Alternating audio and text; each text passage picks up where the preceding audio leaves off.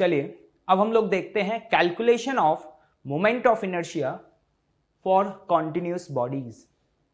Continuous bodies का मतलब है it is a collection of large number of particles, और हम ये कह सकते हैं कि कॉन्टिन्यूस बॉडी में जो मास है ना वो किसी एक पॉइंट पर कॉन्सेंट्रेटेड ना होकर के उसके गिवन वॉल्यूम में क्या होता है, स्प्रेड होता है।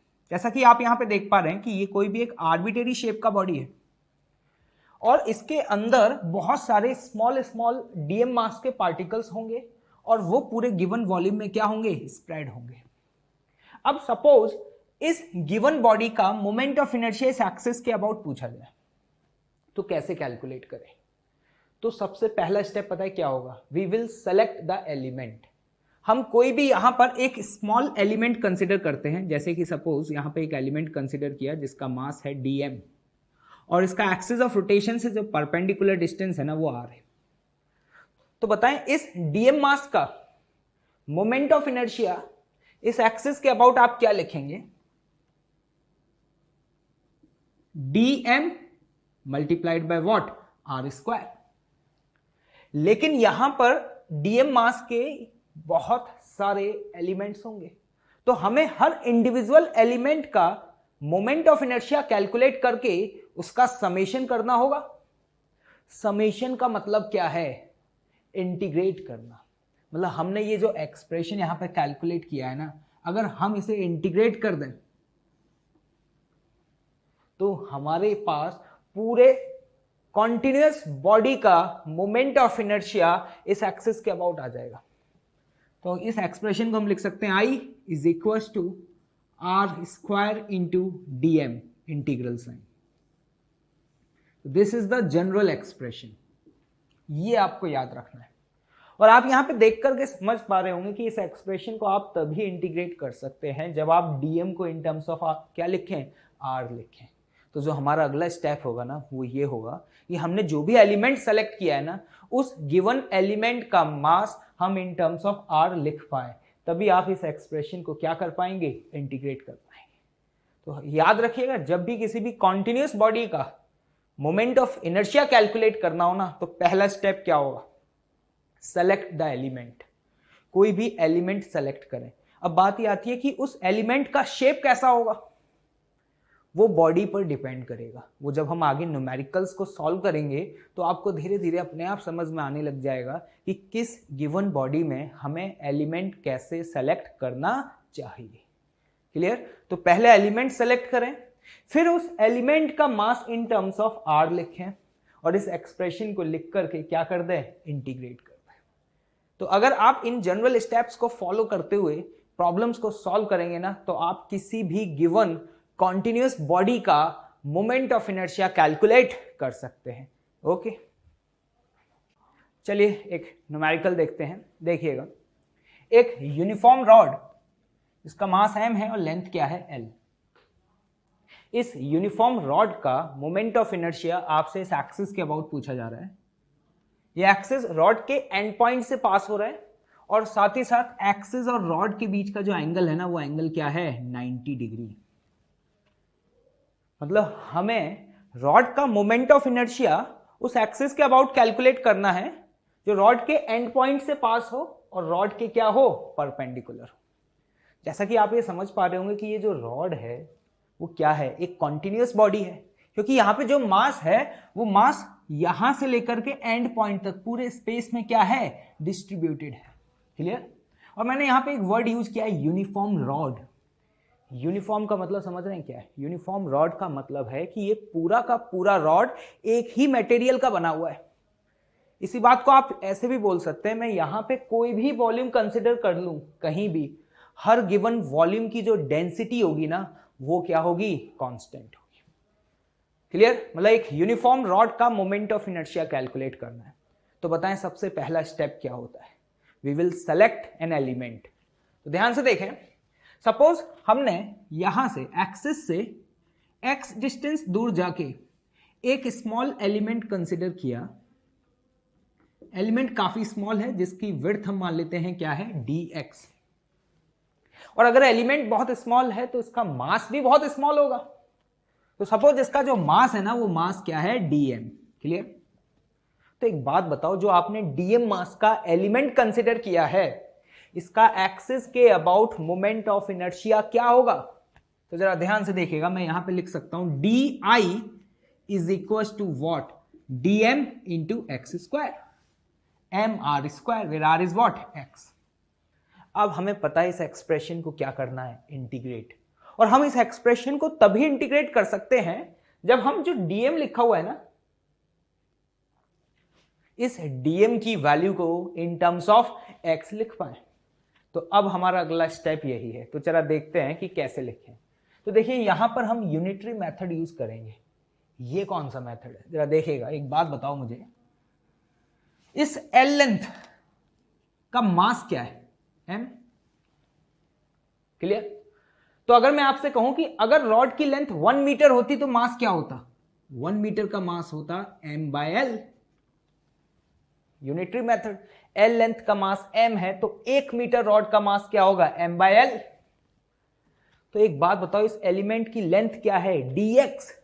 तो अगर मैं dx लेंथ का एलिमेंट लूंगा तो उसका मास क्या लिखूंगा, m by L. This is what, mass per unit length multiplied by the length of the element and this is what, dx। ये क्या आ गया, dm।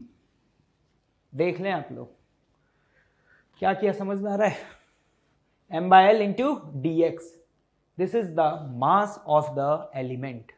तो यहां से हमारे पास dm की वैल्यू आ चुकी है। तो जो dm की वैल्यू आई है वो इस एक्सप्रेशन में क्या कर दें, पुट कर दें। तो जरा देखिएगा ध्यान से, अगर इस वैल्यू को हम यहां पे पुट करें तो क्या लिखेंगे, m by l into x square into D x. और अब हमें इस एक्सप्रेशन को क्या करना है, इंटीग्रेट करना है। m is the total mass and l is the length, तो ये तो हमेशा कांस्टेंट रहेगा। तो इस इंटीग्रल साइन में से m बाय l तो बाहर आ जाएगा। We have to integrate the X square into D X, this is the total i। अब जब हमें इंटीग्रेट करना है तो यार लिमिट भी तो लगानी होगी ना। तो x की वैल्यू कहां से कहां वेरी करें कि ये रॉड पूरा का पूरा कवर हो जाए, बताएं। देखो ध्यान से, अगर मुझे पूरे रॉड को कवर करना है तो इसका मतलब मुझे यहां से लेकर के यहां तक हर पॉइंट को कवर करना है। तो अगर मैं यहां पे कोई एलिमेंट लूं तो उसके लिए x की वैल्यू क्या होगी, 0। और अगर मैं यहां पे कोई एलिमेंट लूं तो उसके लिए x की वैल्यू क्या होगी, x इक्वल्स टू l। तो मैं यहां पर कह सकता हूं कि अगर मैं एलिमेंट 0 से l वाले सारे कंसिडर करूं तो पूरा का पूरा रॉड कवर हो जाएगा। देख लीजिए, समझ आया? तो यहां पे लिमिट होगी 0 से l। एक्स स्क्वायर का इंटीग्रेशन आप जानते हैं क्या होगा, एक्स क्यूब बाय 3। तो यहां पे हम लिखेंगे m बाय 3l। इंटीग्रेट किया तो क्या आया, एक्स क्यूब बाय 3, 3 बाहर, लिमिट l से 0। तो देखें एक्सप्रेशन क्या बनेगा, l से l कैंसिल आउट हो जाएगा। तो यहां से ये वैल्यू आ रही है आपकी ml square divided by 3। This is the most important result. ये हमने ड्राइव जरूर किया है, लेकिन ये रिजल्ट आपको याद भी होना चाहिए कि एक यूनिफॉर्म रॉड का मोमेंट ऑफ इनर्शिया उस एक्सिस के अबाउट जो कहां से पास हो, रॉड के एंड पॉइंट से पास हो और रॉड के परपेंडिकुलर हो। ये दोनों बातें इंपॉर्टेंट हैं, क्योंकि रॉड के एंड पॉइंट से पास होने वाली तो यहां पर इनफाइनाइट नंबर ऑफ एक्सिस हो सकती हैं, लेकिन मैं यहां पर दो बातें एक साथ बोल रहा हूं कि एंड पॉइंट से तो पास होनी ही चाहिए और साथ ही साथ रॉड के क्या हो, परपेंडिकुलर हो। तो उस एक्सिस के अबाउट बॉडी का मोमेंट ऑफ इनर्शिया क्या होता है, ml स्क्वायर बाय 3। तो आपने बेसिक अप्रोच देखा, एलिमेंट सेलेक्ट किया, उसका कैलकुलेट किया और उस एक्सप्रेशन को क्या किया, इंटीग्रेट किया। क्लियर? चलिए यहां पर अगर मैं आपसे इसी क्वेश्चन में इसका, सपोज इस क्वेश्चन का ये है ए पार्ट, क्या है, ए पार्ट। अगर मैं आपसे पूछूं कि आप ये बताओ कि इस गिवन रॉड का मोमेंट ऑफ इनर्शिया उस एक्सिस के अबाउट, ध्यान से देखना, वो एक्सिस जो रॉड के सेंटर से पास हो और रॉड के परपेंडिकुलर हो, क्या होगा? क्या आप सीधे ml स्क्वायर बाय 3 बोल देंगे? नहीं, क्योंकि आप ये जानते हैं कि मोमेंट ऑफ इनर्शिया सिर्फ बॉडी के मास पर ही डिपेंड नहीं करता, वो एक्सिस ऑफ रोटेशन पर भी डिपेंड करता है। तो अगर आपने अपना एक्सिस ऑफ रोटेशन चेंज कर दिया तो डेफिनेटली बॉडी का मोमेंट ऑफ इनर्शिया भी क्या होगा, चेंज हो जाएगा। तो जरा ध्यान से देखना, अब इस एक्सिस के अबाउट आपसे पूछा जा रहा है, जो कहां से पास हो रहा है, सेंटर ऑफ मास से, और रॉड के क्या है, परपेंडिकुलर। तो क्या करें, वही सेम स्टेप। अब हम यहां पे जो एलिमेंट कंसीडर करेंगे वो एलिमेंट यहां से एक्स डिस्टेंस दूरी पर लेंगे, क्योंकि डिस्टेंस तो हमेशा कहां से मेजर करते हैं, एक्सिस ऑफ रोटेशन से। तो अगर हम यहां से एक्स डिस्टेंस पे एक एलिमेंट लेते हैं, वही सेम dx, और जिसका मास क्या है, dm, तो बताओ ये वैल्यू क्या लिखोगे, वही same dm into x square. dm की वैल्यू ऑलरेडी कैलकुलेट कर चुके हैं फॉर अ गिवन रॉड, जो कि क्या आया था, m/l इंटू डी एक्स। तो ये वैल्यू यहाँ पे अगर सब्सटीट्यूट करें तो ये क्या लिखेंगे, m/l into x square into D x. And now we have to integrate this expression. m/l constant है तो बाहर आ जाएगा, इंटीग्रेट करना है किसको, एक्स स्क्वायर डी एक्स। अगला स्टेप क्या है, लिमिट।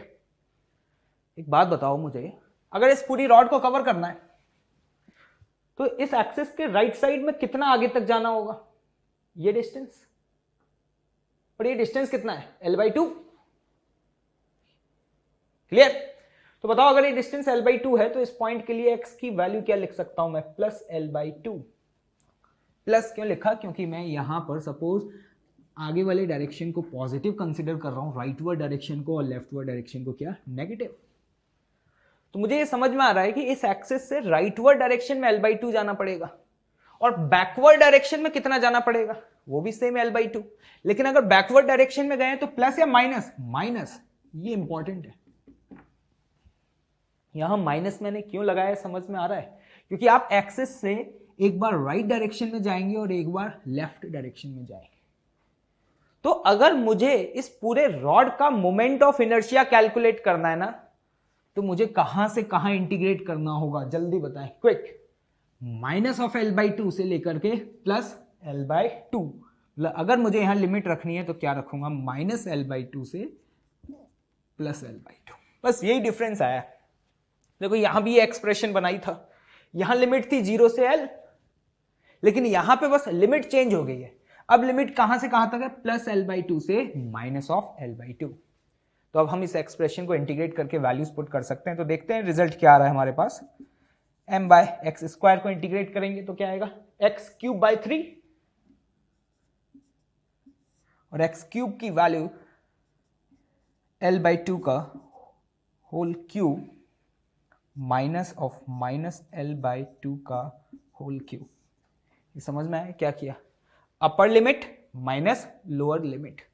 तो देखिए वैल्यू कैलकुलेट करके क्या आ रही है, यहां से कैलकुलेट करने पर आती है आपकी वैल्यू, l से l कैंसिल आउट, तो ml²/12। तो मोस्ट इंपॉर्टेंट रिजल्ट, एक यूनिफॉर्म रॉड का मोमेंट ऑफ इनर्शिया उस एक्सिस के अबाउट जो रॉड के सेंटर ऑफ मास से पास हो, इंपॉर्टेंट बात, और रॉड के परपेंडिकुलर हो, कितना होता है, ml²/12। तो ये दोनों वैल्यूज आपको याद होनी चाहिए कि किसी भी गिवन रॉड का एंड के अबाउट ml²/3 होता है, सपोज हम इसे I1 बोल देते हैं, और सेंटर के अबाउट क्या होता है, ml²/12। अब पता है ना, यहां कंफ्यूजन होता है, वैल्यूज तो हमें याद रहती हैं, लेकिन हमें यह याद नहीं रहता कि 3 एंड पॉइंट के अबाउट वाले फैक्टर में आएगा, 3 का फैक्टर, और जो 3 का फैक्टर है या वो इसके अबाउट में आएगा। तो मैं आपको यहां पे एक तरीका बता देता हूं। एक बात बताओ मुझे, मोमेंट ऑफ इनर्शिया किसी भी गिवन बॉडी का जब ज्यादा होगा जब उसका मास एक्सिस ऑफ रोटेशन से ज्यादा दूरी तक डिस्ट्रीब्यूटेड है। तो इन दोनों में से कौन सी वैल्यू ज्यादा है, ml²/3 या ml²/12? मतलब मैं अगर आपसे पूछूं कि I1 ज्यादा है I2, तो ऑब्वियस है कौन ज्यादा है, I1।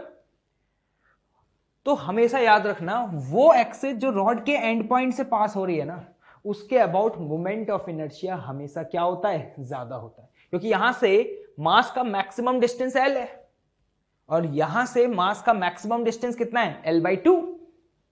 तो मास एक्सिस ऑफ रोटेशन से जितना ज्यादा दूर होगा बॉडी का मोमेंट ऑफ इनर्शिया उतना ही क्या होगा, ज्यादा होगा। इसीलिए हमेशा उस एक्सिस के अबाउट जो रॉड के एंड पॉइंट से पास हो रही है ना, वो ज्यादा होगा एज कंपेयर टू उस एक्सिस के अबाउट जो रॉड के कहां से पास हो, सेंटर ऑफ मास से। और एक और बात याद रखना कि ये दोनों फॉर्मूले जो हमने अभी ड्राइव किए हैं ये तभी वैलिड होंगे जब रॉड क्या होगा, यूनिफॉर्म होगा। अगर ये रॉड नॉन यूनिफॉर्म हुआ ना तो हम वहां पे डायरेक्टली इन रिजल्ट्स को यूज नहीं कर पाएंगे। ओके, ठीक है, चलिए एक और न्यूमेरिकल सॉल्व करते हैं। देखिएगा ध्यान से, एक यूनिफॉर्म रॉड जिसका मास m और लेंथ l है, इसका मोमेंट ऑफ इनर्शिया कैलकुलेट करना है उस एक्सिस के अबाउट जो कि एंड पॉइंट से पास हो रहा है और रॉड के साथ कितना एंगल बना रहा है, थीटा बना रहा है। ठीक, अभी हमने एक न्यूमेरिकल सॉल्व किया था, वहां पे क्या था कि रॉड एक्सिस के साथ कितना एंगल बना रही थी, 90, और उसका रिजल्ट क्या आया था, ml²/3। लेकिन अभी ये रॉड इस तरीके से परपेंडिकुलर ना होकर के ना इस तरीके से है, थीटा एंगल पर, मतलब एक्सिस और रॉड के बीच का एंगल थीटा है। अब हमसे पूछा जाए कि बताएं मोमेंट ऑफ इनर्शिया क्या होगा इस एक्सिस के अबाउट। सपोज मान लेते हैं कि वो वैल्यू आई है, तो सबसे पहला स्टेप बताएं क्या होता है। रॉड्स यहां पर x डिस्टेंस की दूरी पर एक एलिमेंट कंसिडर किया। सपोज इस एलिमेंट की जो विड्थ है वो dx है और इसका मास क्या है, dm। तो एक बात बताएं मुझे, इस dm मास का मोमेंट ऑफ इनर्शिया इस एक्सिस के अबाउट क्या होगा। अभी मैं dm x² नहीं लिख सकता क्योंकि मैं आपको बता चुका हूं जब हम dm r² लिखते हैं, where r is what, the perpendicular distance from the axis of rotation. याद है, तो यहां पर x is not the perpendicular distance, इस dm का परपेंडिकुलर डिस्टेंस तो ये होगा ना यार। नहीं आया समझ, इसका जो शॉर्टेस्ट डिस्टेंस है वो ये होगा और ये हमारे लिए r होगा। तो एक बात बताओ, अगर ये x है तो ये वैल्यू क्या लिखेंगे, तो आप देख पा रहे हैं ये x है तो ये x cos थीटा, तो ये क्या हो जाएगा x sin थीटा। तो इस ट्राइंगल में मैं r की वैल्यू को क्या लिख सकता हूं, x sin theta. This is most important.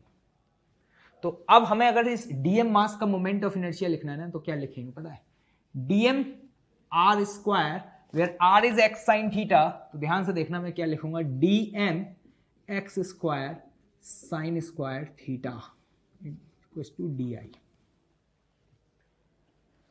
dm की वैल्यू जैसा कि सिमिलरली प्रीवियस क्वेश्चन में हमने किया था, बताएं वहां पे dm की वैल्यू हमने क्या लिखी थी, मास पर unit length multiplied by element. वही वैल्यू आज भी सेम होगी क्योंकि रॉड क्या है, यूनिफॉर्म। तो यहां से dm की वैल्यू इस एक्सप्रेशन में अगर पुट करें तो ध्यान से देखिएगा रिजल्ट बनेगा हमारे लिए m/l sin² theta into x² into dx। इस तरीके से लिख दिया। मैं यहां पे कोई भी एलिमेंट कंसीडर कर लूं, हर एलिमेंट के लिए थीटा की वैल्यू तो सेम है। जैसे कि अगर वो एलिमेंट मेरा यहां एंड पॉइंट पे होता तो उसके लिए भी रॉड और एक्सिस के बीच का एंगल क्या था, थीटा। तो आपको समझ में आ रहा है कि इस गिवन एक्सप्रेशन में m, l और थीटा तो कांस्टेंट हुआ ना, अलग अलग एलिमेंट के लिए सिर्फ डिफरेंस किस में आएगा, x में आएगा। तो अगर जब मैं इस एक्सप्रेशन को इंटीग्रेट करूंगा तो ये कांस्टेंट है, ये बाहर आ जाएगा, तो मुझे सिर्फ इस एक्सप्रेशन को इंटीग्रेट करना होगा। इसमें लिमिट बताओ x की कहां से कहां रखोगे, तो आप देख पा रहे हैं यहां पर x की वैल्यू क्या है, 0, और यहां पर x की वैल्यू क्या है, l।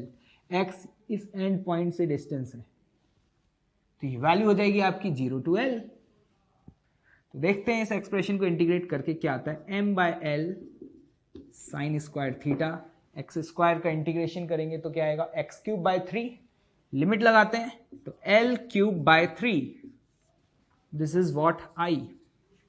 तो देखते हैं l से l कैंसिल आउट, तो ध्यान से देखना ये रिजल्ट आपका आ रहा है m/l² sin² theta divided by 3। इसी रिजल्ट को मैं ऐसे भी लिख सकता हूं, m/l sin theta whole square divided by 3। This is the important result.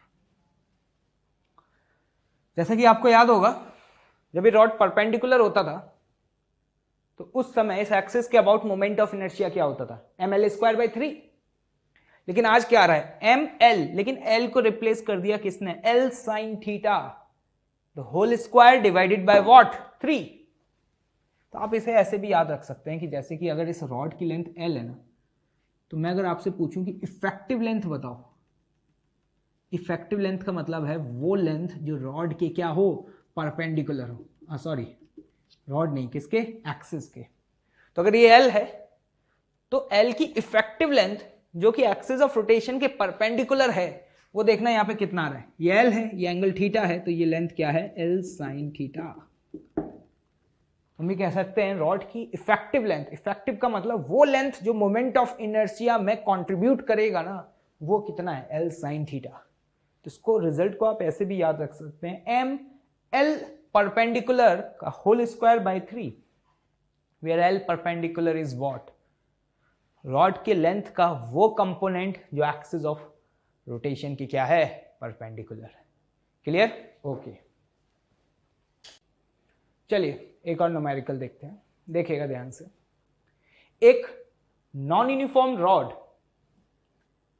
Non uniform rod का मतलब समझ रहा है, एक ऐसा रॉड जिसका डेंसिटी कांस्टेंट नहीं है और जिसका लीनियर मास डेंसिटी जो है ना, वो आपको लैम्डा नॉट इंटू एक्स दिया हुआ है।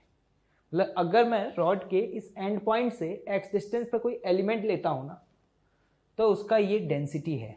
लीनियर मास डेंसिटी का मतलब समझते हैं क्या हुआ, मास पर यूनिट लेंथ। मतलब हम ये कह सकते हैं कि lambda is what, lambda is dm by dx, mass पर यूनिट लेंथ। जैसे कि अगर x डिस्टेंस दूर जाके मैं यहां पर एक एलिमेंट कंसिडर करूं, इसका विड्थ है सपोज dx और इसका मास है dm, तो dm बाय dx की वैल्यू लैम्डा है, और लैम्डा किसके बराबर दिया हुआ है आपको, लैम्डा नॉट इंटू एक्स, ये गिवन है। अब सपोज इस रॉड का आपसे मोमेंट ऑफ इनर्शिया पूछा जा रहा है उस एक्सिस के अबाउट जो कि रॉड के एंड पॉइंट से पास हो और रॉड के परपेंडिकुलर है। क्लियर, तो बताओ कैसे करोगे, वही सेम स्टेप। यहां पे जो एलिमेंट कंसीडर किया है इसका मोमेंट ऑफ इनर्शिया लिखेंगे, इसका मोमेंट ऑफ इनर्शिया क्या लिखेंगे, dm इंटू एक्स स्क्वायर। अब यहां पे dm का वैल्यू क्या लिखोगे, तो जरा ध्यान से देखना, dm by dx is what, lambda naught into x. तो यहां से dm का वैल्यू हम क्या लिख सकते हैं, lambda naught x into D x, और ये dm का वैल्यू इस एक्सप्रेशन में सब्स्टिट्यूट कर दो, तो देखना ये एक्सप्रेशन क्या बनेगा, lambda naught into x cube multiplied by D X, this is D I. और इस एक्सप्रेशन को क्या करना है, इंटीग्रेट। कहां से कहां इंटीग्रेट कराएं, लिमिट बताएं जल्दी से। अगर पूरे रॉड को कवर करना है तो x की वैल्यू कहां से कहां जाएगा, 0 से l, तो यहां पर इंटीग्रेट कर दें 0 टू l। तो ध्यान से देखिएगा, लैम्डा नॉट बाहर, एक्स क्यूब का इंटीग्रेशन क्या लिखेंगे, x की पावर 4 डिवाइडेड बाय 4।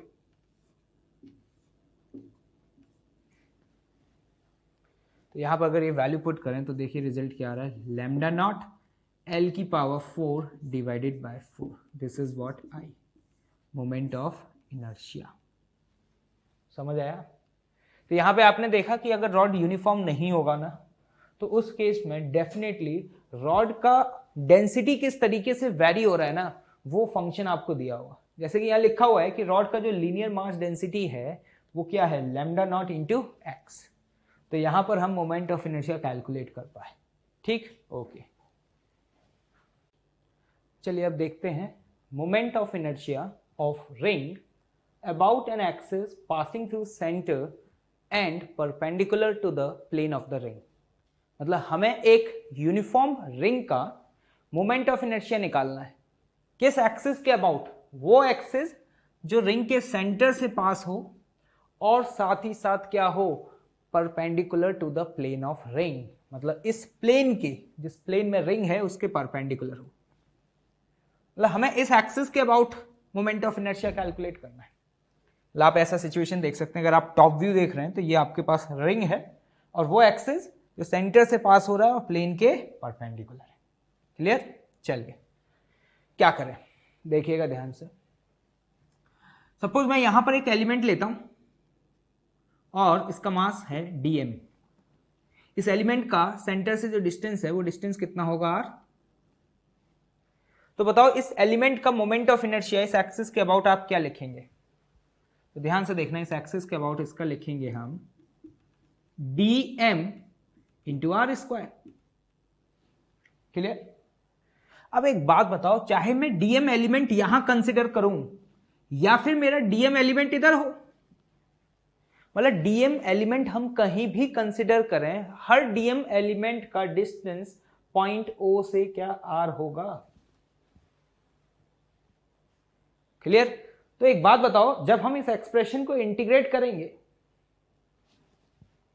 तो आर स्क्वायर तो कॉमन आ जाएगा, क्योंकि हर एलिमेंट के लिए डिस्टेंस क्या है, सेम है।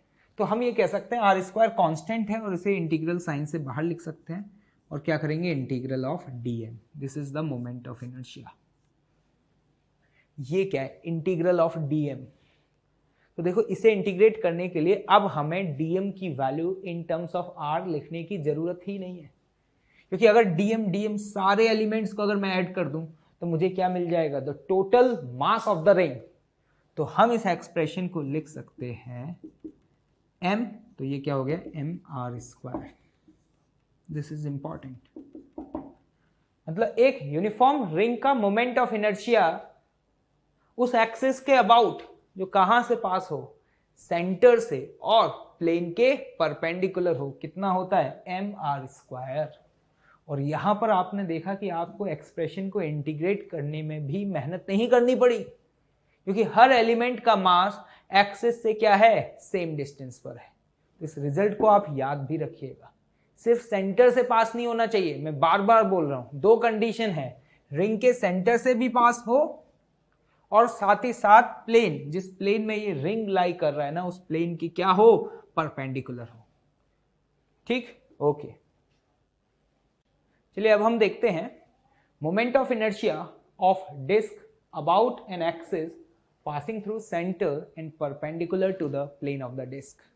क्या है, मतलब एक यूनिफॉर्म डिस्क का मोमेंट ऑफ इनर्शिया उस एक्सिस के अबाउट कैलकुलेट करना है जो कहां से पास हो, डिस्क के सेंटर से और साथ ही साथ प्लेन के परपेंडिकुलर हो। एक्सिस ऑफ रोटेशन याद रखना बहुत जरूरी है, क्योंकि अगर axis of rotation he change हो गया तो बॉडी का मोमेंट ऑफ इनर्शिया तो ऑब्वियसली क्या हो जाएगा, चेंज हो जाएगा। तो हमें इस एक्सिस के अबाउट निकालना है। ठीक, वही सिमिलर सिचुएशन है जैसा रिंग में था। एक बात बताओ, रिंग और डिस्क में डिफरेंस क्या है? रिंग में तो पूरा का पूरा मास पेरिफेरी पे डिस्ट्रीब्यूटेड होता है, लेकिन डिस्क में ऐसा नहीं होता। डिस्क में जो मास है वो सेंटर से लेकर कैपिटल आर रेडियस तक पूरे स्पेस में क्या है, डिस्ट्रीब्यूटेड है। ठीक है, मतलब एक डिस्क है क्या, disc is just like a circular plate, एक सर्कुलर प्लेट। ठीक, तो सबसे पहला स्टेप क्या होता है, we have to select an element. हमें एक एलिमेंट सेलेक्ट करना होगा। तो जरा ध्यान से देखिएगा, मैं यहां पे डिस्क को बना देता हूं। तो बात ये आती है कि डिस्क में एलिमेंट क्या लें। मैं अगर आपसे पूछूं कि डिस्क इज व्हाट, तो आप ये कह सकते हो कि disc is a collection of large number of rings having a radius from 0 to capital R. क्या बोला मैंने, ध्यान से सुनिएगा। मैं ये कह सकता हूं, अगर मैं 0 से कैपिटल आर रेडियस तक की अलग अलग रिंग्स को एक साथ रख दूं तो ये डिस्क बन जाएगा ना। तो जरा ध्यान से देखना, हम यहां पर सेंटर से आर डिस्टेंस दूरी पर, या हम कह सकते हैं आर रेडियस की एक रिंग कंसिडर करते हैं।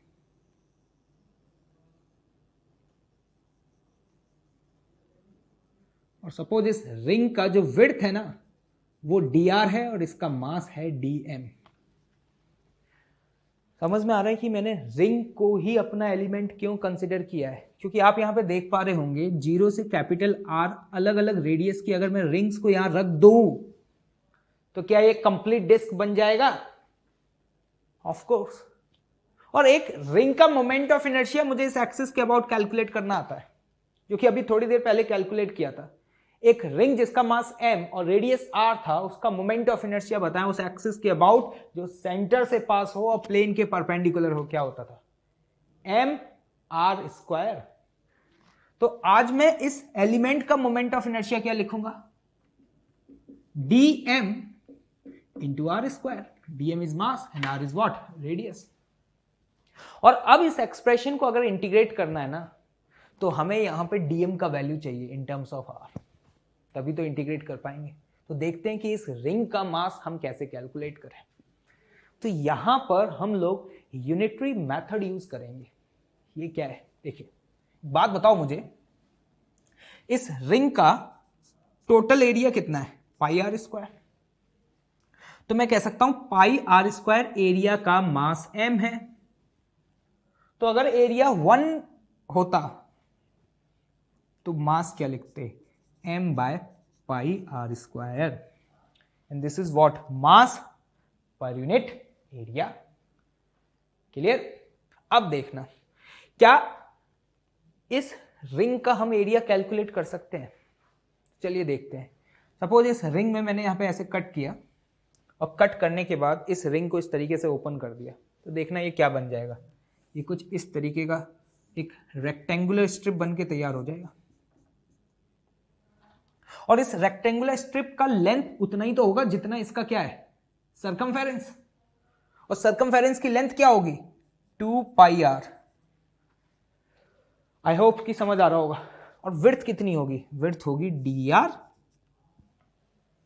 तो एक रेक्टेंगुलर स्ट्रिप का एरिया बताओ यार क्या होता है, लेंथ इंटू विड्थ। लेंथ है 2 पाई आर और विड्थ कितनी है, डी आर। तो इस रेक्टेंगुलर स्ट्रिप का मैं एरिया लिख सकता हूं 2 pi r into d r. I hope कि समझ आया होगा। तो अगर मेरे पास इस रेक्टेंगुलर स्ट्रिप का एरिया आ गया है तो इसका मास भी निकाल लेंगे। कैसे, 1 मीटर स्क्वायर का एरिया है m by pi r square. तो अगर एरिया डी ए होता तो उसका मास क्या लिखता, m by pi r square multiplied by area. Mass पर unit area into area, and this is what, dm। और dA का वैल्यू मेरे पास है, this is what, 2 pi r into d r. तो चलो जल्दी बताओ dm का वैल्यू क्या लिख सकता हूं।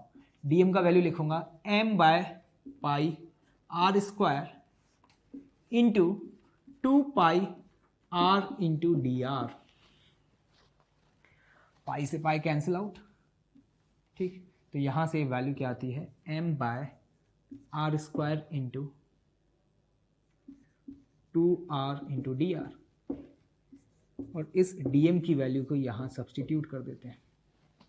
तो देखते हैं हमारे पास रिजल्ट क्या बन रहा है। देखिएगा di इज इक्वल टू, हम यहां पे क्या लिख सकते हैं, 2m by r square and this is r cube into d r. समझ आ रहा है ना आप लोगों को। बस यहां से dm की वैल्यू इस एक्सप्रेशन में पुट कर दी है। अब नेक्स्ट स्टेप क्या है, we have to integrate this expression. m total mass, capital R is what, radius of the disc. तो ये तो कांस्टेंट है, हमें सिर्फ इंटीग्रेट किसको करना है, इतने को करना है। लिमिट बताओ कहां से कहां है। तो आपको समझ में आ रहा है, अगर 0 से कैपिटल R रेडियस तक की मैं सभी रिंग को कंसिडर कर लूं तो मेरे पास इस डिस्क का मोमेंट ऑफ इनर्शिया आ जाएगा। तो हम यहां पे इंटीग्रेट करेंगे फ्रॉम 0 टू R। क्लियर। तो देखते हैं आर क्यूब का इंटीग्रेशन बताओ क्या होगा, 2m r square. R cube का इंटीग्रेशन हम लिख सकते हैं r की पावर 4/4, लिमिट r से 0 पुट कर दिया, ये कैंसिल आउट हो जाएगा, 2 से 2 cancel out.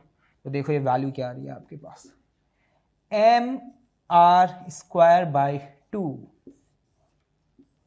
This is the most important result. एक यूनिफॉर्म डिस्क का मोमेंट ऑफ इनर्शिया उस एक्सिस के अबाउट जो सेंटर से पास हो और प्लेन के परपेंडिकुलर हो, कितना होगा, m r स्क्वायर बाई 2। ये आप देख पा रहे हैं कि रिंग का जो मोमेंट ऑफ इनर्शिया आया था ना, जस्ट उसका ये क्या आ रहा है, हाफ आ रहा है। रिंग का कितना था, m r स्क्वायर, डिस्क का कितना होगा, just half, this is what, m r square by 2। तो ये जो रिजल्ट हमने ड्राइव किए है ना एक यूनिफॉर्म रिंग और यूनिफॉर्म डिस्क के लिए, ये आपको याद रखने हैं, क्योंकि आगे जाकर के जब हम रोटेशनल डायनेमिक्स में न्यूमेरिकल्स को सॉल्व करेंगे ना, तो इन वैल्यूज को वहां पर हम डायरेक्टली क्या करेंगे, यूज करेंगे। Clear, okay.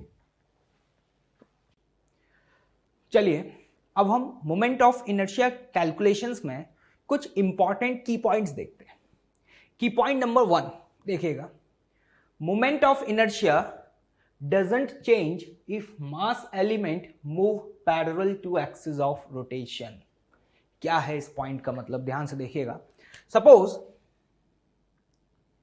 ये आपका एक्सिस है और एक कोई particle of mass m axis of rotation से d डिस्टेंस पर है, क्लियर। और अगर मैं आपसे पूछूं कि बताएं कि इस पार्टिकल का मोमेंट ऑफ इनर्शिया इस एक्सिस के अबाउट क्या होगा, तो आसान है, परपेंडिकुलर डिस्टेंस क्या है d, तो हम सिंपली यहां पे लिख सकते हैं I is equal to what m d square, clear.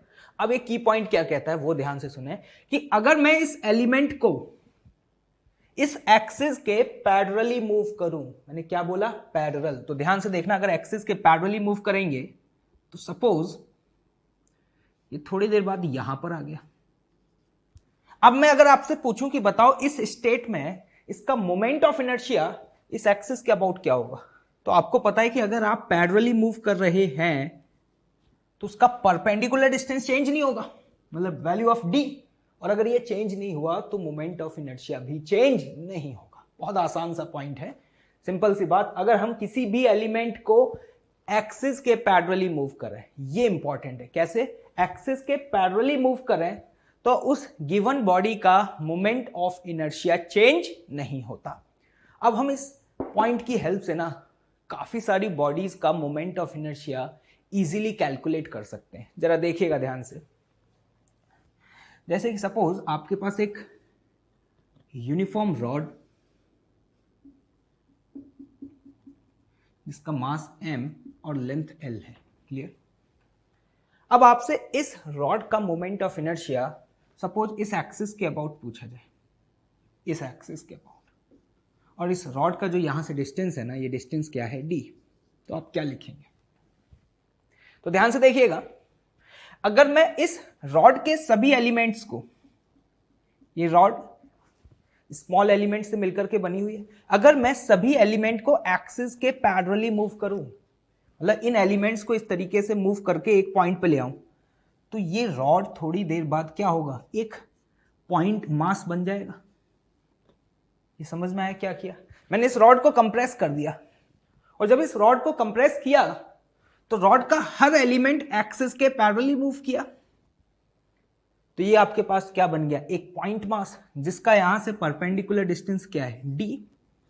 तो हम सिंपली कह सकते हैं कि इस रॉड का मोमेंट ऑफ इनर्शिया वही होगा जो इस गिवन पार्टिकल का है, और इस गिवन पार्टिकल का मोमेंट ऑफ इनर्शिया आप क्या लिखेंगे, या आप देख रहे हैं परपेंडिकुलर डिस्टेंस d है, तो this is what m d square.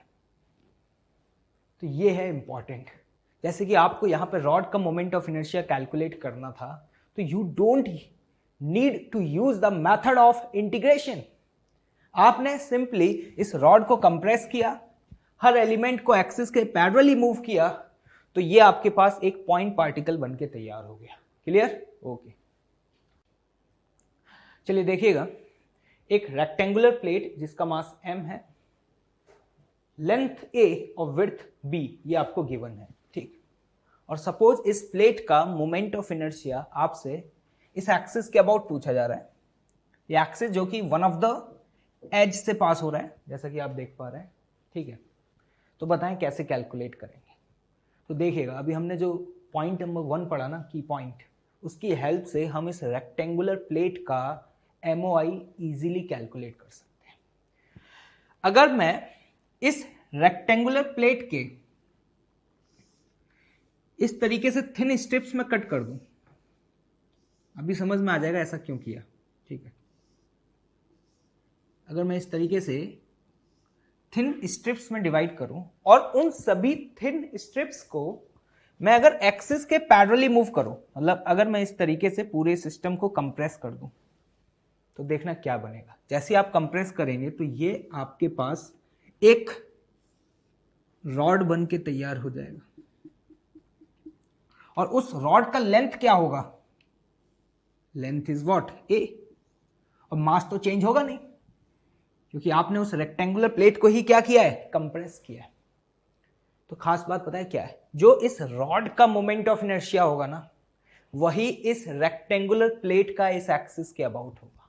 क्यों? क्योंकि जब आप यहां पर इन एलिमेंट्स को इस तरीके से मूव कर रहे थे तो सभी के सभी एलिमेंट एक्सिस के पैरेलली मूव कर रहे हैं, और अगर वो एलिमेंट एक्सिस के पैरेलली मूव कर रहे हैं तो इस गिवन बॉडी का मोमेंट ऑफ इनर्शिया चेंज नहीं होगा, और फाइनली ये आपके पास एक यूनिफॉर्म रॉड बन के तैयार हो जाएगा।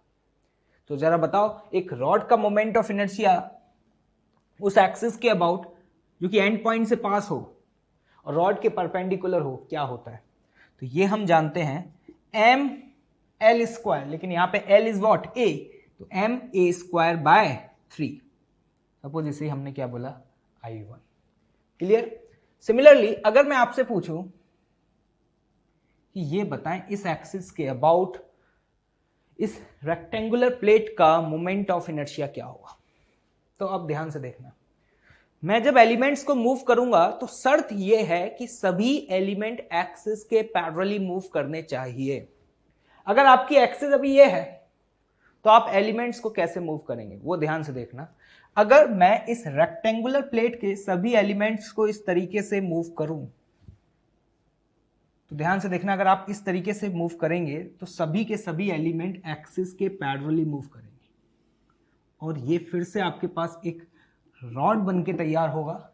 लेकिन इस समय इस रॉड का जो लेंथ होगा वो इसकी विड्थ के बराबर होगा, जो कि क्या है? b, और मास तो वही सेम होगा m। तो बताएं एक रॉड का वही same situation, moment of inertia उस एक्सिस के अबाउट जो एंड पॉइंट से पास हो रहा है रॉड के परपेंडिकुलर है, क्या होता है? तो हम यहां पे वैल्यू लिख सकते हैं क्या? M b square divided by 3। Clear? तो ये आपके लिए याद रखना भी काफी आसान है।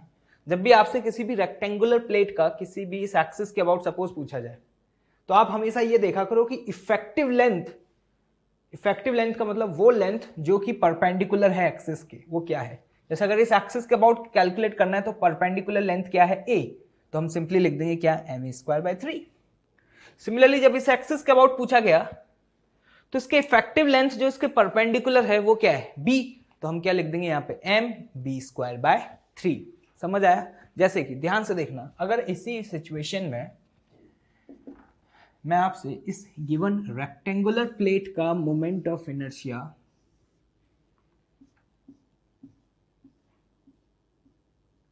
सपोज उस एक्सिस के अबाउट पूछूं जो एक्सिस इसके सेंटर ऑफ मास से पास हो रहा है और प्लेन में है, लाइक दिस, ठीक है?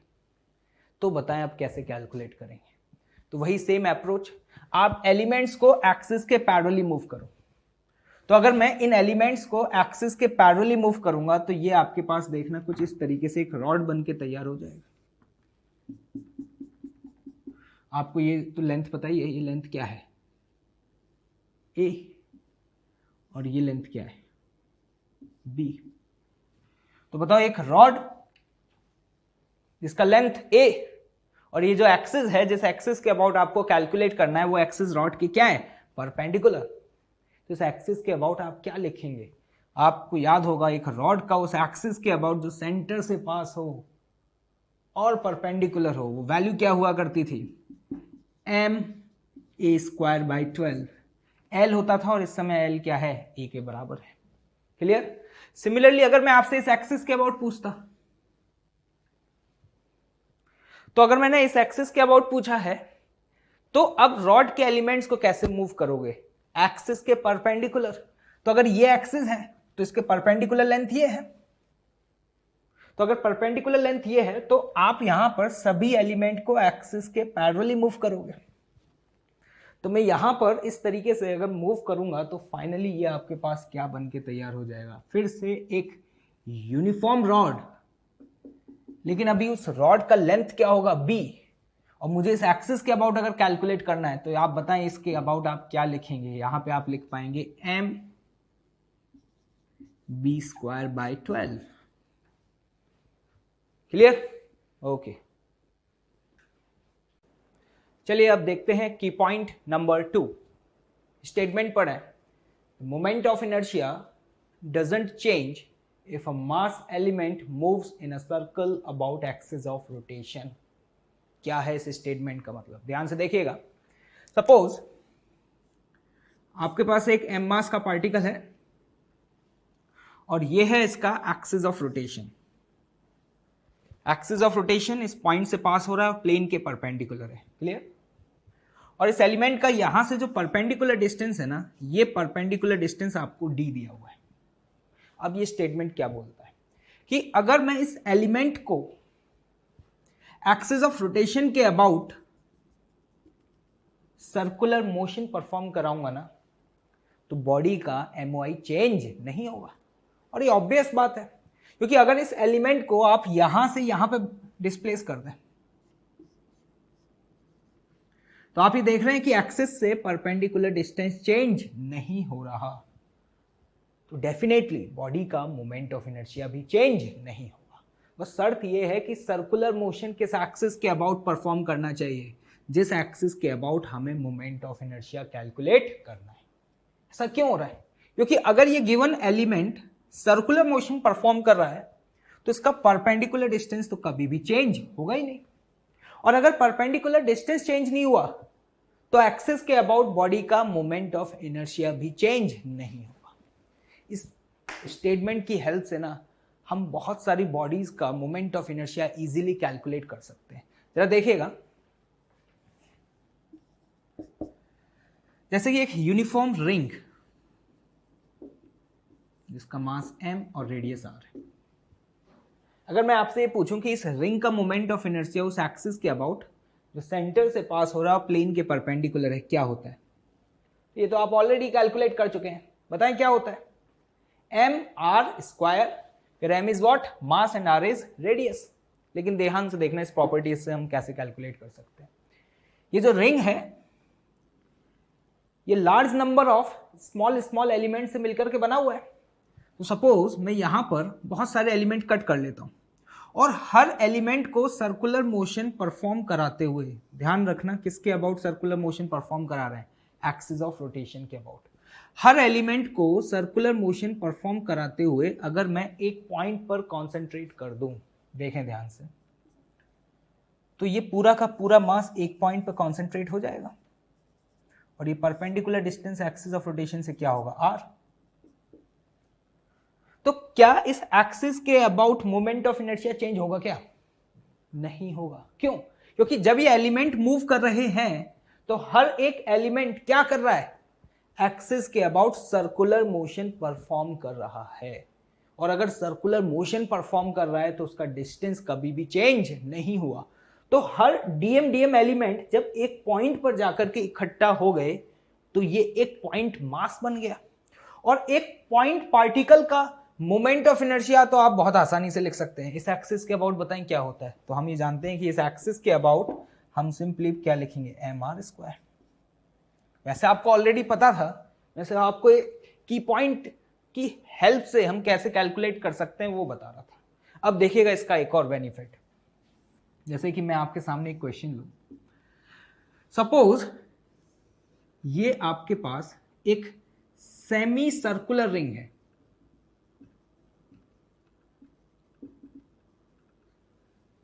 पूरा रिंग नहीं है, रिंग का हाफ ऑफ द पोर्शन है, और इस सेमी सर्कुलर रिंग का मास m है और रेडियस r है। और अब इस सेमी सर्कुलर रिंग का अगर मैं आपसे पूछूं कि मोमेंट ऑफ इनर्शिया बताएं इस एक्सिस के अबाउट, ध्यान से देखना, जो कि इसके सेंटर से पास हो रहा है और प्लेन के परपेंडिकुलर है, इस एक्सिस के अबाउट कैसे करेंगे? क्या आप डायरेक्टली mr² बोल सकते हैं? नहीं। क्यों? क्योंकि mr² तो एक रिंग का होता था, लेकिन आज ये रिंग नहीं है, ये क्या है? सेमी सर्कुलर रिंग है। तो अब इसका हम कैसे कैलकुलेट करें? तो देखिएगा ध्यान से, अगर मैं इस सेमी सर्कुलर रिंग को डीएम स्मॉल एलिमेंट्स में कट कर दूं और हर एलिमेंट को एक्सिस के अबाउट सर्कुलर मोशन परफॉर्म कराऊं लाइक दिस, और यहां वाले एलिमेंट्स को लाइक दिस, तो जब ये एलिमेंट सर्कुलर मोशन परफॉर्म करते हुए जा रहे हैं तो क्या मोमेंट ऑफ इनर्शिया चेंज हो रहा है? क्या नहीं हो रहा। और हर एलिमेंट को शिफ्ट करके मैं सपोज एक पॉइंट पर कॉन्सेंट्रेट कर दूं, ध्यान से देखना आपके सामने सिचुएशन क्या बन जाएगी। अगर सारे एलिमेंट को एक पॉइंट पर कॉन्सेंट्रेट कर देंगे तो ये एक पॉइंट पार्टिकल बन जाएगा, और इस पॉइंट पार्टिकल का मास वही होगा जो इस सेमी सर्कुलर रिंग का है, और इस सेमी सर्कुलर रिंग का मास क्या है, m। ये है एक्सिस, इससे ये परपेंडिकुलर डिस्टेंस क्या है, r। तो बताओ अगर आपके पास एक पॉइंट पार्टिकल होता तो उसका मोमेंट ऑफ इनर्शिया इस एक्सिस के अबाउट आप क्या लिखते, m r स्क्वायर। तो वही हम यहां पे लिख सकते हैं। देखो ये बेनिफिट हुआ, आपने यहां पे देखा जब आप सेमी सर्कुलर रिंग के एलिमेंट्स को मूव कर रहे थे तो हर एक एलिमेंट इस एक्सिस के अबाउट क्या कर रहा है, सर्कुलर मोशन परफॉर्म कर रहा है। इसीलिए हम ये कह पा रहे हैं कि आज इस सेमी सर्कुलर रिंग का मोमेंट ऑफ इनर्शिया उस एक्सिस के अबाउट जो प्लेन के परपेंडिकुलर है और इसके सेंटर से पास हो रहा है ना, वो वही होगा जो एक पॉइंट पार्टिकल का होता है। क्लियर? और एग्जैक्टली एक बात और ध्यान से सुनना, इवन सेमी सर्कुलर रिंग का ही नहीं, मैं अगर यहां पे कोई आर्क भी कंसिडर कर लू ना, और सपोज ये जो आर्क है ये अपने सेंटर O पर थीटा एंगल सबटेंड कर रहा है, थीटा की वैल्यू कुछ भी हो सकती है, और अगर इस आर्क का मास m और रेडियस r है तो गारंटी है इस बात की कि इस आर्क का मोमेंट ऑफ इनर्शिया इस एक्सिस के अबाउट, ध्यान से देखना, जो कि पॉइंट O से पास हो रहा है। पॉइंट O क्या है, इस आर्क का जो सेंटर है और प्लेन के परपेंडिकुलर है, मतलब मैं इस एक्सिस को ऐसे रिप्रेजेंट कर सकता हूं क्रॉस साइन से। तो इस एक्सिस के अबाउट इस आर्क का मोमेंट ऑफ इनर्शिया वही होगा जो एक पॉइंट पार्टिकल का होता है। क्यों? क्योंकि अगर मैं यहां पे इन सभी डीएम एलिमेंट को एक्सिस के अबाउट सर्कुलर मोशन परफॉर्म कराऊं, तो ध्यान से देखना, अगर सर्कुलर मोशन परफॉर्म कराएंगे तो ये एक पॉइंट पर कलेक्ट हो जाएंगे। ये रहा पॉइंट O, यहां से डिस्टेंस r और इसका मास m। तो बताइए क्या लिखेंगे मोमेंट ऑफ इनर्शिया, सिंपली हम क्या लिख सकते हैं, m r स्क्वायर। तो आज के बाद हमेशा याद रखिएगा, चाहे वो सेमी सर्कुलर रिंग हो, चाहे कंप्लीट रिंग हो, चाहे वो एक रिंग का आर्क हो, अगर उसका मास m और रेडियस r है तो उस एक्सिस के अबाउट मोमेंट ऑफ इनर्शिया जो कहां से पास हो, पॉइंट O से, O is what, the centre, और प्लेन के परपेंडिकुलर है। ये दोनों बातें याद रखनी है, प्लेन के परपेंडिकुलर भी है और पॉइंट O से पास हो रहा है, वैल्यू क्या आएगी, mr स्क्वायर आएगी। एक बात हमेशा याद रखना कि जब भी आप एलिमेंट्स को मूव कर रहे हो ना, तो हर एक एलिमेंट एक्सिस के अबाउट क्या करना चाहिए, सर्कुलर मोशन परफॉर्म करना चाहिए। क्लियर? ओके, चलिए देखते हैं एक और न्यूमेरिकल। ध्यान से देखिएगा, आपके पास एक सेमी सर्कुलर डिस्क है जिसका मास m और रेडियस r है, जैसा कि देख पा रहे हैं।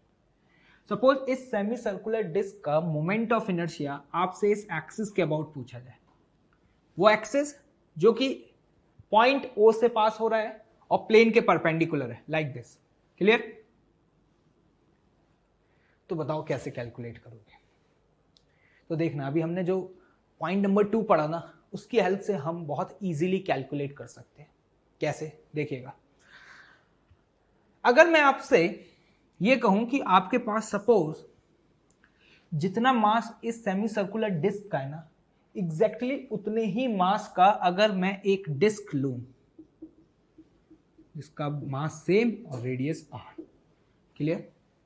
और इस डिस्क का मोमेंट ऑफ इनर्शिया मैं उस एक्सिस के अबाउट पूछूं जो कि पॉइंट O से पास हो रहा है और प्लेन के परपेंडिकुलर है, क्या आप बता पाएंगे? हाँ, हम कैलकुलेट कर चुके हैं, कितना होता था, m r स्क्वायर बाय 2। लेकिन आज तो मुझे सेमी सर्कुलर डिस्क का कैलकुलेट करना है ना, तो जरा ध्यान से देखना, क्या मैं इस डिस्क से ये सेमी सर्कुलर डिस्क बना सकता हूं क्या? हाँ, देखें कैसे। क्या करो, आप इस डिस्क को कट कर दो इस तरीके से। तो बताओ, ये ऊपर वाला मास m/2 और नीचे वाला मास भी m/2। क्लियर? अब क्या करो, इस एक्सिस के अबाउट आप नीचे वाले पार्ट को इस तरीके से रोटेट करो। तो ध्यान से देखना, जब आप नीचे वाले पार्ट को रोटेट करोगे तो जो एलिमेंट्स हैं इस डिस्क के वो सारे के सारे एलिमेंट क्या करेंगे, इस तरीके से सर्कुलर मोशन परफॉर्म करेंगे। और फाइनली आपके पास जो स्टेट बनेगा फाइनल वो क्या होगा, ये सिचुएशन आ जाएगी। जब आपने नीचे वाले पार्ट को फ्लिप करके ऊपर रख दिया तो ये बन जाएगा, और m/2 क्या बन जाएगा, टोटल मास m और ये एक्सिस। तो क्या मोमेंट ऑफ इनर्शिया चेंज हुआ इस प्रोसेस में, यहां से यहां जाने में? नहीं हुआ। क्यों?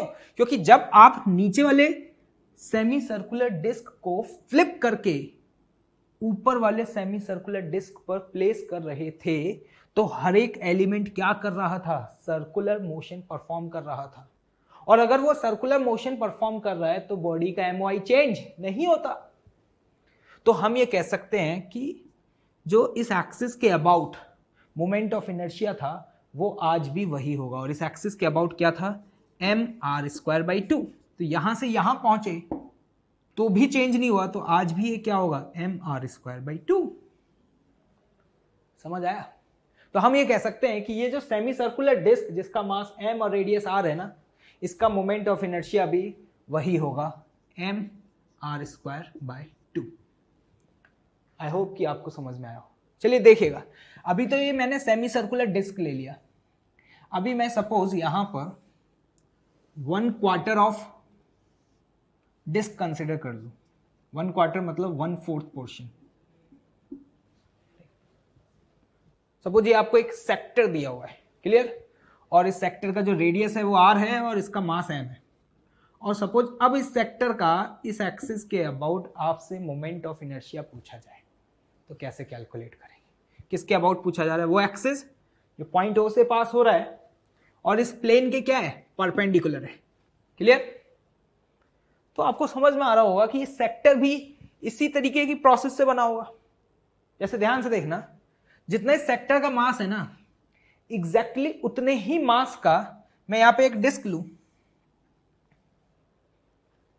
इस डिस्क का मास वही सेम m और रेडियस r, और इस डिस्क को इस तरीके से 4 पोर्शन में कट कर दूं। आपको समझ में आ रहा होगा, ये 4 पोर्शन बना दिए तो हर सेक्टर के करस्पॉन्डिंग जो एंगल होगा वो क्या होगा, 90 डिग्री। अब मैं हर एक गिवन सेक्टर को इस एक्सिस के अबाउट यूं फ्लिप करके एक एक के ऊपर रखता जाऊं तो क्या मोमेंट ऑफ इनर्शिया चेंज होगा? क्या नहीं होगा, क्योंकि जब आप फ्लिप कर रहे होंगे तो हर एक एलिमेंट इस एक्सिस के अबाउट क्या कर रहा है, सर्कुलर मोशन परफॉर्म कर रहा है। और अगर सर्कुलर मोशन परफॉर्म कर रहा है तो इस डिस्क का जो मोमेंट ऑफ इनर्शिया होगा ना, वही इस सेक्टर का भी मोमेंट ऑफ इनर्शिया होगा। क्यों? क्योंकि फाइनली जब आप फ्लिप करके सभी को एक साथ ऊपर रखेंगे तो ये आपके पास ऐसा शेप बन के तैयार हो जाएगा। और जब फ्लिप करके सबको एक साथ रख दिया तो मास तो वही सेम रहेगा, रेडियस क्या है r। तो बताओ क्या लिखोगे मोमेंट ऑफ इनर्शिया इस एक्सिस के अबाउट, mr²/2। तो याद रखिएगा इस बात को कि एक सेक्टर ले लूं या एक सेमी सर्कुलर डिस्क ले लूं, अगर उसका मास m और रेडियस r है तो उसका मोमेंट ऑफ इनर्शिया उस एक्सिस के अबाउट जो सेंटर से पास हो रहा है और प्लेन के परपेंडिकुलर है वही होगा जो एक डिस्क का होता है। ओके, ठीक।